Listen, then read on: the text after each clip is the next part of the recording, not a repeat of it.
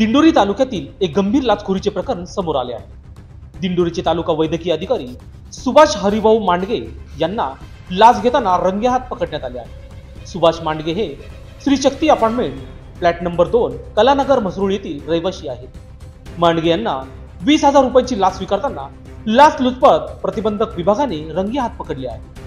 तक्रारदार हे कोशिंबे आरोग्य केंद्रात वैद्यकीय अधिकारी म्हणून कार्यरत आहेत। त्यांच्याकडून 2020 ते 2021 व 2023 ते 2024 या कालावधीत शासनाने विविध कामांसाठी 2,27,000 रुपये निधी दिला होता।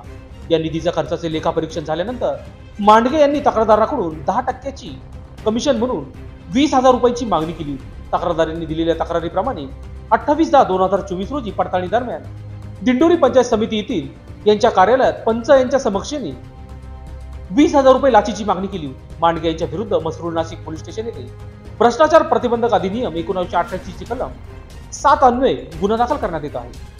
तक्रारदारांनी याबाबत लाचलुचपत प्रतिबंधक विभागाकडे तक्रार केली।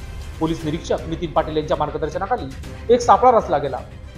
विनोद चौधरी, पोलीस शिपाई अनिल गांगोडे आणि परशुराम जाधव यांच्या मदतीने ही कारवाई करण्यात आली। सापळा यशस्वी ठरला आणि मांडगे हे लाच स्वीकारताना रंगेहात पकडले गेले। अधीक्षक शर्मिष्ठा वावलकर यांच्या मार्गदर्शनाखाली ही कारवाई करण्यात आली। मांडगे यांच्या विरुद्ध लाचलुचपत प्रतिबंधक कायद्याअंतर्गत गुन्हा दाखल करण्यात आलेला आहे।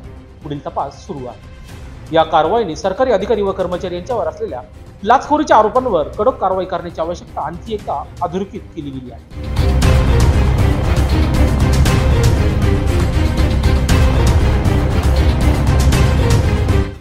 साठी बंटी आडा, नाशिक।